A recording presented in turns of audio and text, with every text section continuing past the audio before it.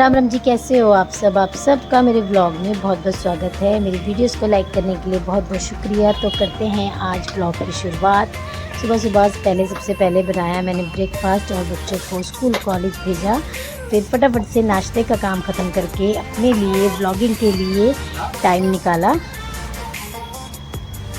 नाश्ता तो हो गया है और सब लोग अपने अपने काम पे जा चुके हैं। शिव मैच खेलने गया है, शगुन अपने कॉलेज, मम्मी पापा भाग गए हैं सैर करने और मैंने सारा किचन का काम कर लिया है। अब मैं जाऊंगी ऊपर वाले रूम में, वहाँ की हालत कैसी है उसको सेटिंग वगैरह करूँगी, फिर बाकी के काम करूँगी। काम कभी ख़त्म नहीं होते हैं, बस काम को ख़त्म करना पड़ता है और फटाफट करना पड़ता है ताकि हम अपने लिए टाइम निकाल सकें। सुबह का तो काम ख़त्म हो चुका है और कपड़े वगैरह भी सुखा दिए हैं। अब है दिन के लंच की बारी, उससे पहले मैं करूँगी थोड़ी देर व्लॉगिंग।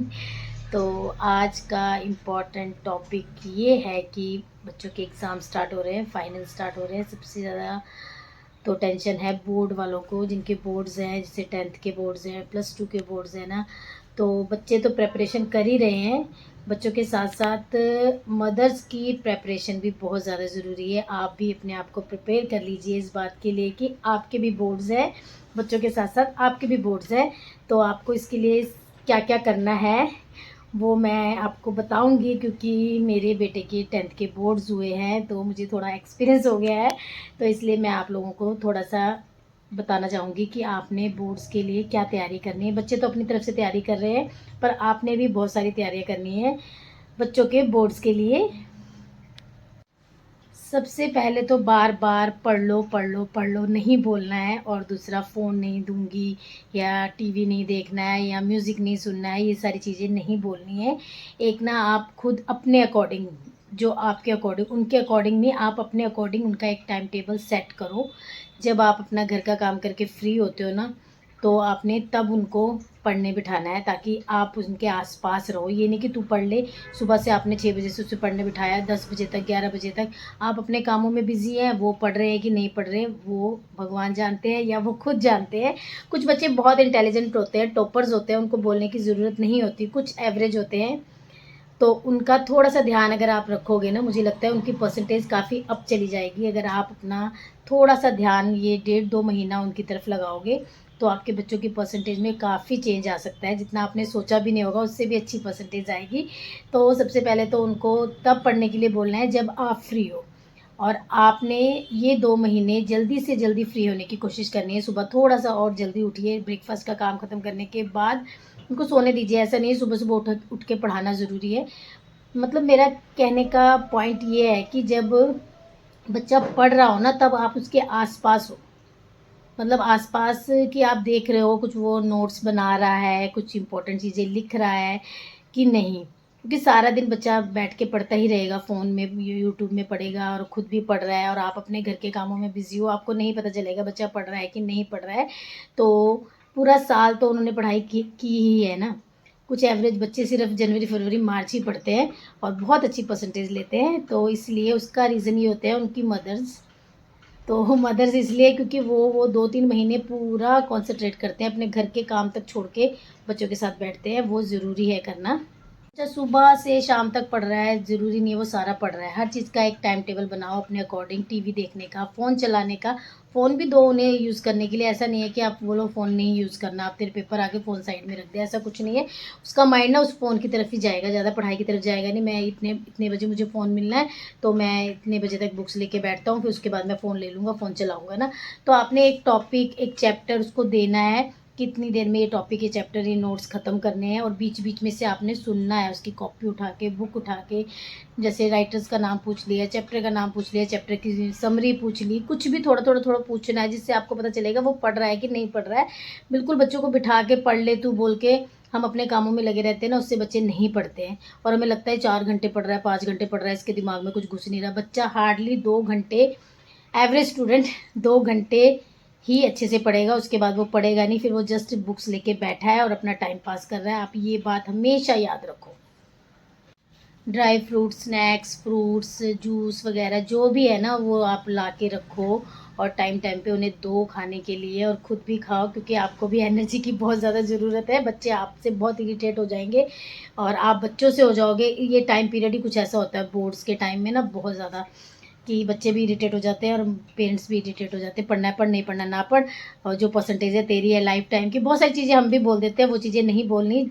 तो आपने उसको बोलना है कि तेरी बहुत अच्छी परसेंटेज आ सकती है, और ना कुछ, और जब वो पढ़ रहा हो ना, तो आपने उसके आसपास बैठ के फ़ोन नहीं यूज़ करना है।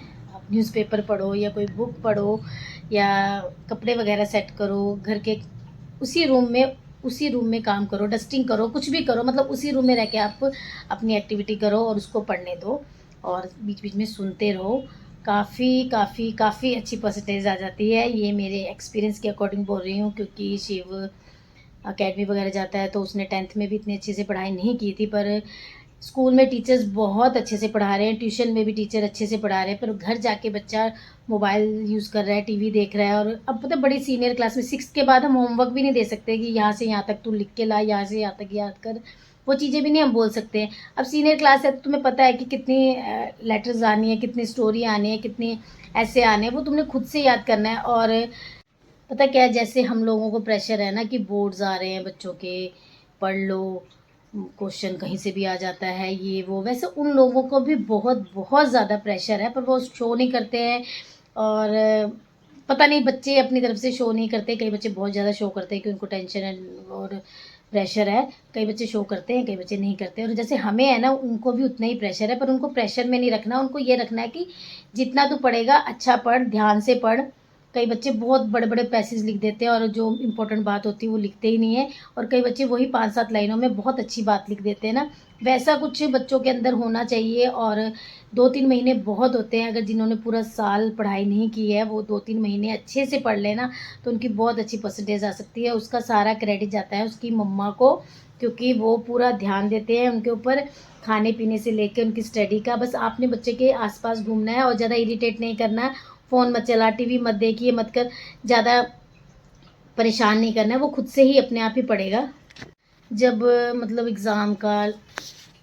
जब एग्ज़ाम की प्रिपरेशन हॉलीडे होती है ना, उसमें कोई नया टॉपिक स्टार्ट ना करवाएं, क्योंकि नया टॉपिक स्टार्ट कराओगे तो उसके दिमाग में वही टेंशन रहती है कि मुझे वो टॉपिक आता नहीं। जो बाकी आते हैं वो भी कंफ्यूज हो जाता है उस चीज़ के लिए। जो भी टॉपिक आपने क्लियर कराने हैं, जो भी चैप्टर क्लियर कराने हैं, वो पहले एग्ज़ाम से पहले, एग्ज़ाम के टाइम में जो आपने पढ़ा है ना, उसी को रिवाइज़ करना है, उसी को अच्छे से रिवाइज़ करना है। और अच्छी तरह से लिखना है। सबसे बड़ी बात कि हम लोग सोचते हैं कि बड़े अच्छे अच्छे पेन वगैरह या स्टेशनरी वगैरह ला के बच्चों को देते हैं, इसकी ज़रूरत नहीं है। नॉर्मल 10 रुपीज़ के पेन से लिखो और साफ साफ पेपर लिखो। अपने बच्चों को ये बताओ कि एग्ज़ाम आंसर शीट पे कैसे काम करना है। सबसे ज़रूरी है कि बस 10 रुपीज़ का पेन बहुत ज़्यादा सही रहता है। मुझे लगता है ज़्यादा महंगे महंगे पेन से लिखने से कोई नंबर ज़्यादा नहीं आते। सबसे बेस्ट है 10 रुपीज़ का पेन, चाहे वो जेल हो चाहे वो बॉल हो। और हर क्वेश्चन को अच्छे से साफ साफ नीट एंड क्लीन लिखना है। आंसर के बाद एक लाइन मारनी है पेंसिल से, और काफ़ी सारी शीट्स होती है, खुला खुला करके लिखना है। ज़्यादा एकदम से कंजस्टेड सा, टाइट टाइट सा नहीं लिखना कि एग्जामिनर को प्रॉब्लम हो चेक करने में। जितना साफ पेपर आप करोगे ना, उतने अच्छे मार्क्स भी आएंगे। साफ मतलब बिल्कुल साफ ही नहीं छोड़ देना, मतलब अपने आंसर को अच्छे से लिखना है, लाइंस वगैरह मारनी है, वो सारी चीज़ें आप, मतलब अपनी बातों बातों में आपने बच्चों को ये बताना है कि परसेंटेज की क्या वैल्यू है। उसको, उनको प्रेशर नहीं देना, उनको ये नहीं करना कि इतनी परसेंटेज आनी चाहिए, इतनी नहीं आई तो तेरा क्या होगा ना, ये सब चीज़ें नहीं। उनको मतलब इम्पोर्टेंस बताओ परसेंटेज की क्या है, प्रेशर मत दो, इम्पोर्टेंस बताओ, और बच्चा खुद ब खुद पढ़ेगा। हर बच्चा टॉपर नहीं होता है, कुछ एवरेज भी होते हैं। एवरेज बच्चे भी बहुत अच्छे मार्क्स ले लेते हैं बोर्ड में कई बार।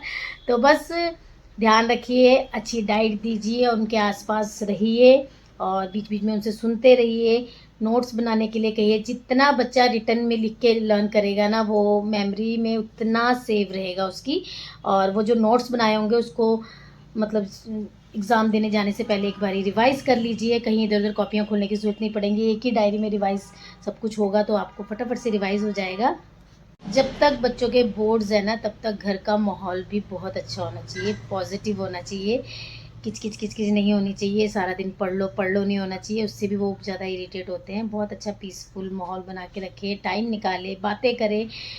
मतलब मोबाइल में यूट्यूब भी देखें, जो भी दिल करता है वो करें, पर एक फ़िक्स टाइम बनाएँ बच्चों का पढ़ने का और टाइम टाइम पे उन्हें पढ़ाएँ और आस-पास घूमते रहें। और अगर आप ये सारी चीज़ें फ़ॉलो करोगे ना, तो मैं 110% कह सकती हूँ, जितना आपने परसेंटेज सोची है ना अपने बच्चों की, उससे 10% अबव ही आएगी, कम नहीं आएगी। और बस मम्मियाँ सब कुछ कर सकती है, बस थोड़ा-सा अपना काम जल्दी ख़त्म करना है कि खुद भी इरिटेट नहीं होना, घर का काम भी देखो, तुम्हें भी पढ़ाओ, तुम्हारा ध्यान रखो, इतने बड़े हो गए हो, बहुत सारी चीज़ें हम बोल देते हैं, इरिटेट होके वो सारी चीज़ें नहीं बोलनी है। तो बस आज का व्लॉग यहीं एंड करती हूँ। अगर आपको मेरी वीडियोज़, मेरे व्लॉग अच्छे लगते हैं तो आप प्लीज़ मेरे चैनल को सब्सक्राइब कीजिए, मेरी वीडियोज़ को लाइक कीजिए और ज़्यादा से ज़्यादा शेयर कीजिए। मिलती हूँ नेक्स्ट व्लॉग में, अपना ध्यान रखिए।